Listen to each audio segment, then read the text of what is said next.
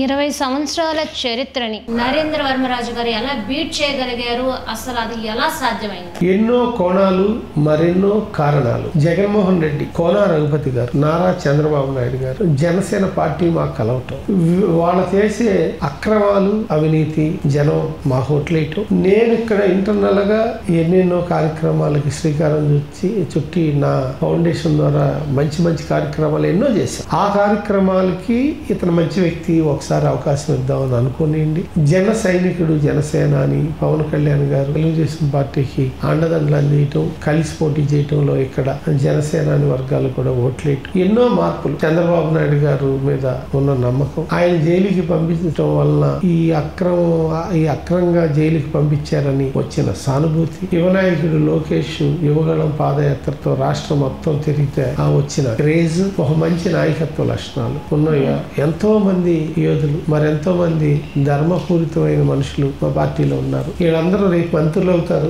ఏ శాఖనైనా అల్లకల్లోలంగా పరిపాలించే శక్తి సామర్థ్యాలు ఉన్న వ్యక్తులు ఉన్నారు.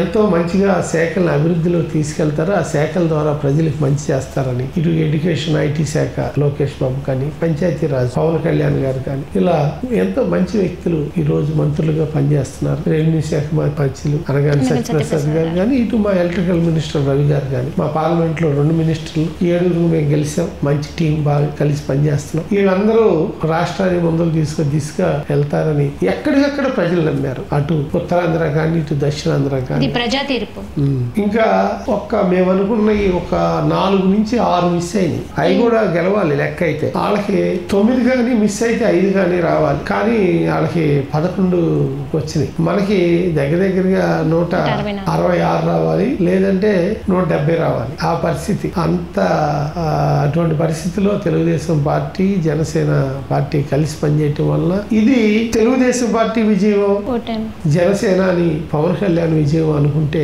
తప్పు. ఇది నిజంగా చెప్పాలంటే ఇందా చెప్పినట్టు ఎన్నో కారణాలు, మరెన్నో కోణాలు, అవన్నీ కలిపితే ఇది ప్రజా విజయం అని నేనైతే వర్ణిస్తున్నా. సార్, ఇప్పుడు మీరు ఇందాక చెప్పిన దాంట్లోనే లోకేష్ యువగలం చెప్పారు, కూటమి గురించి చెప్పారు మీరు, వీటి వల్లనే గెలిచామని. మరి కూటమి వలన గెలుపు ఇంత సాధ్యమైనప్పుడు, వరదలు వచ్చి ప్రకృతి విలయతాండం చేసినప్పుడు బీజేపీ కేంద్రం నుంచి ఎందుకు ఏ సపోర్ట్ రాలేదు, తీసుకోలేదు? ఎందుకు రాలేదండి? కేంద్రం నుంచి మీకు తెలుసు కదా, మొన్న ఎవరు వచ్చారు? మొన్న వచ్చారు కదండి. వచ్చింది ఎవరు? సెంట్రల్ మినిస్టర్ వచ్చారా, లేకపోతే ఇంకెవరైనా వచ్చారా?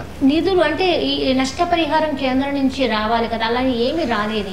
మీకు ఎస్టిమేషన్స్ లేకుండా ఎలా వస్తాయి? ఎస్టిమేషన్స్ జరుగుతున్నాయి. సెంట్రల్ కమిటీలు వచ్చినాయి, వరద ప్రాంతాల్లో ఉంటున్నారు. హౌస్ టు హౌస్ వెళ్ళి ఎస్టిమేషన్ వేస్తున్నారు. హౌస్ టు హౌస్ వెళ్ళి విజయవాడలో ఎస్టిమేషన్ వేస్తున్నారు. చంద్రబాబు నాయుడు గారు హౌస్ టు హౌస్ ఎస్టిమేషన్ వేయకుండా పర్సనల్ గా ప్రతి ఇల్లు సొంత ఇల్లు లాగా అసలు ఒక్కొక్క కాలనీకి ఎన్నిసార్లు వెళ్ళారు. నా వరకు నేను ఇంత నీళ్ళలో తడిసి పనిచేశా. నేను ఒక 7 రోజులు పనిచేశాను. 7 రోజులు నాకు డ్యూటీ చేశాను. ఇక్కడ నేను వెళ్ళినప్పుడు ఇంకా తగ్గినాయి. దగ్గరగా 5.5 అడుగులు వాటర్. మేము కంట్రీగా అనే ఏరియాలో నన్ను వేశారు. అక్కడ 5.5 అడుగులు, 64 డివిజన్ అనుకుంటా, 64 వేశారు. బాగా పనిచేశారండి అందరూ. అసలు ఆయన రామానాయుడు గారు ఇరిగేషన్ మినిస్టర్ గా ఉండి ఆయన పెద్ద మేస్త్రి, పెద్ద గోలులాగా గొడుగులు వేసుకుని రాత్రి బాగా నిద్రపోకుండా ఎట్లా పనిచేస్తారు? అసలు అది అసాధ్యం. చంద్రబాబు నాయుడు గారు 1 గంట వరకు పనిచేసి 6 వేసి మళ్ళీ పరుగులు ఎత్తియటం. మరి ఎందుకు జగన్మోహన్ రెడ్డి గారు పక్కకు డైవర్ట్ చేశారు? ఆయన ఇల్లు కాపాడుకోవడానికి చంద్రబాబు నాయుడు గారు ఇల్లు కాపాడి బొడమేరుని ముంచేసి ప్రజలంతా విజయవాడ ఇంత విపత్తు రావడానికి చంద్రబాబు చేసిన కుట్రని అసలు ముందే వాతావరణ శాఖ హెచ్చరించినప్పుడు చంద్రబాబు నాయుడు గారు ముందు ఎందుకు ఎలక్ట్ చేసుకొని జాగ్రత్త తీసుకోవాలని ఇవన్నీ ప్రెస్ మీట్లు చెప్పి జగన్మోహన్ రెడ్డి అంటే నా మాటలు. దారుణమైన విషయాలు చాలా ఉన్నాయి ఇందులో. ఎందుకంటే విజయవాడ చుట్టుపక్కల ప్రాంతాల్లో, కొండ ప్రాంతాల్లో వర్షాలు పడిన నీళ్లు బుడమేరు కేవలం ఒక 48 నుంచి 50 కిలోమీటర్ల మధ్య ఉన్న బుడమేరు కాలువ కొల్లేరులో కలిసే కాలువ. అది 170 ఇళ్ళు అక్రమంగా కట్టుకుని ఎక్కడెక్కడ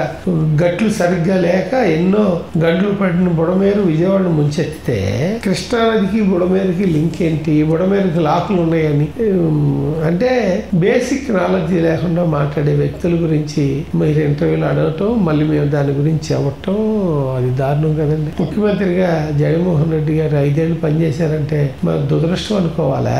మరి ఆయన అంత దారుణంగా మాట్లాడుతున్నప్పుడు ఇప్పుడు మేము అడుగుతున్నాం గడి స్పందించారు కానీ అసలు ఇటున్న పార్టీలో ఎవరు ఉన్న మినిస్టర్లే కానీ అలా మాట్లాడుతున్నప్పుడు, ఒక ఎక్స్ సీఎం మాట్లాడుతున్నప్పుడు ఎందుకు స్పందించడం లేదు? ప్రజలు ఎందుకు చైతన్యపరచడం లేదు? అంటే మురిగే కుక్కల గురించి మేము పట్టించుకోం. ఎందుకు పట్టించుకోవాలి? వాటికి ఏం తెలియదు, పాపం మురుగుతూనే ఉంటాయి. జాలి పడతాం వాళ్ళని చూసి, అలాగే జాలి పడతాం తప్పించి అసలు ఆ బేసిక్ నాలెడ్జ్ లేకుండా మాట్లాడే మనుషులు వాళ్ళు మాట్లాడతాం ఏంటి, మళ్ళీ దాని గురించి పట్టించుకోవటం ఏంటి? చంద్రబాబు నాయుడు గారు మీరు ఆన్సర్ చేశారు చూసారా? మీకు తెలిసి బుడమేరకు ఎక్కడన్నా షట్టర్లు ఉన్నాయా? అదే బుడమేరు అనేది ఎక్కడి నుంచి పుట్టింది, ఎక్కడ కలుస్తున్నది తెలుసా? అసలు ఇప్పుడున్న కృష్ణా నదికి ఇప్పుడున్న దానికి సంబంధమే లేదు. అటు విజయవాడ కృష్ణా నది సంబంధం ఉందా? లేదు. మరి చంద్రబాబు నాయుడు గారు ఇల్లు కాపాడుకోవడానికి బుడమేరు కాలం ఎంత, ఎన్ని క్యూసెట్లు దాంట్లో రన్ అవుతుంది? కృష్ణా నదిలో ఎన్ని నీళ్లు బయటకు వదిలేరు? ఆ గేట్లు ఎత్తేసారు. చంద్రబాబు నాయుడు గారికి ఇంటికి రాకుండా బుడమేరు గేట్లు ఎత్తేసేస్తే అసలు వెళ్ళిపోయి మొత్తం విజయవాడ అంతా మునిగిపోయింది. తన ఇల్లు కాపాడుకోవడానికి చేసిన కుట్ర ఇదని జగన్మోహన్ రెడ్డి అంటారు. ఆ ఇల్లు కాపాడకపోతే పోతుందండి. అంతేగాని కొన్ని వేల ఇల్లు ముంచితే అది ఎలా సాధ్యం? 11,50,000 క్యూసెట్లు రోజుకి వదిలేరు. 10,500 అసలు ఆ వాటర్ ఎక్కడ? బుడమేరు బుడ్డ కాలం అది ఎక్కడ? బుడమేరు ఎంత వెడల్పు ఉంది తెలుసా మీకు? ఎంత బారుందో తెలుసా? సుమారు 50 కిలోమీటర్లు చిల్లర. వెడల్పు ఎంత? జస్ట్ 30 feet, అంతే. 30 అడుగులు వెడల్పు, లేదు 40 అడుగులు కొన్ని చోట్ల, ఒక్కొక్క చోట 50 అడుగులు కూడా ఉంది. 40-50 అడుగులు వెడల్పు కాలంలోకి ఎన్ని నీళ్ళు వెళ్తాయి? ఎంత డైవర్ట్ చేస్తారు? అసలు రెండుకి లింక్ ఎక్కడుంది? సమాధానం చెప్పటానికే కొంచెం ఇబ్బందికరంగా ఉంది ఇది. అందుకని ఈ చిల్లర విషయాలు మాట్లాడితే ఇంటర్వ్యూ టైం వేస్ట్. 57 నెలల తర్వాత మీరు జైలుకి వెళ్ళడానికి సిద్ధంగా ఉన్నారా? ఈ మాట ఎందుకన్నాను కూడా అడుగుతున్నా. నేనా? 57 నెలల తర్వాత. ఎందుకంటే 57 నెలల తర్వాత జైలుకి నేను వెళ్ళటానికి సిద్ధంగా ఉన్నారంటే ఇప్పుడు నేను మాట్లాడింది ఆయన ఏదో మీ ఛానల్లో మీరేదో దాచేసి తిరిగి మా మీద. అది నేను ఎందుకన్నాను కూడా చెప్తాను. మన జగన్మోహన్ రెడ్డి గారు ప్రెస్ మీట్ లో అన్నారు, టీడీపీ గవర్నమెంట్ కాదు, నెక్స్ట్ ఉండదు, తర్వాత మళ్ళీ నా గవర్నమెంట్ వస్తుంది. ఇప్పుడు జైల్లో పెట్టారు కదా, 164 మంది జైల్లో ఉంటారని చెప్పారు కదా జగన్మోహన్ రెడ్డి. అందుకని అడుగుతున్నా. జైలు వెళ్తే అదొక ఇది ప్రజాస్వామ్యం అండి, రాజ్యాంగం. అంటే ఈ జైల్లో పంపించడానికి ఇది అంటే అసలు ఆయన మెంటాలిటీ మీకు అర్థం అవుతుంది. నెక్స్ట్ జైల్లో పంపిస్తాం. ఎందుకు పంపిస్తారు జైల్లోకి? ప్రజలు కూడా జైలుకి పంపించేమన్నాడు. జైలు అన్ని నిండిపోతాయి. 3 మంది ఉన్నారు, ఏ పార్టీలో ఆ పార్టీలో 3 మంది ఉన్నారు, అందరినీ పంపించమండి. కానీ దేవుడు పంపిస్తాడు ఆయన్నే జైలుకి శాశ్వతంగా.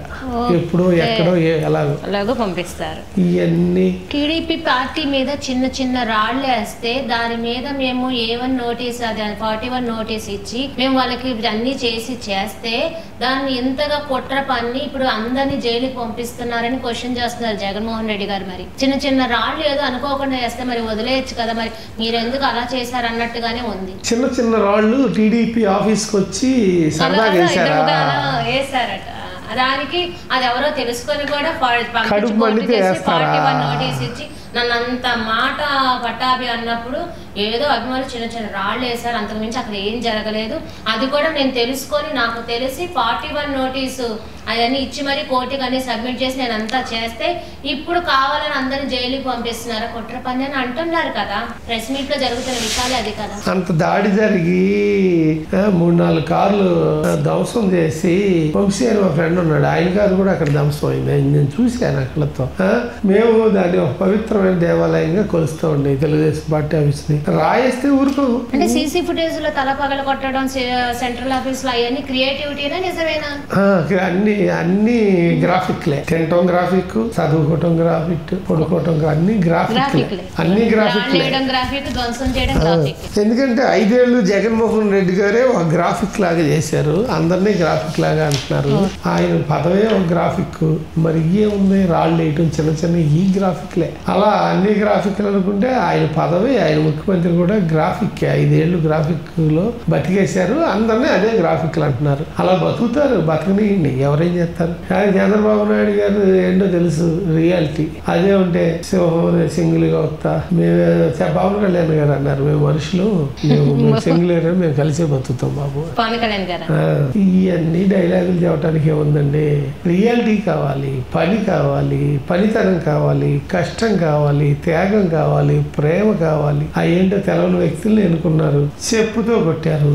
మళ్ళీ ఆ గవర్నమెంట్ వస్తుందనేది అవకాశాలు లేవు. ఆయన ఏదో కలలు కంటున్నారు, 5 ఏళ్ళు కన్నేయండి, ఎవరు కాదన్నారు, కన్నేయండి. ప్రజలే చెబుతారు కదా తీర్పు. కలలు కంటే తప్పే ఉంది, నిజం చేసుకుంటాను కలలు కంటమని అబ్దుల్ కలాం గారు చెప్పారు. అలాగే ఆయన కంటున్నాడు, కానీ నిజం చేసుకుంటే అవకాశాలు లేవు.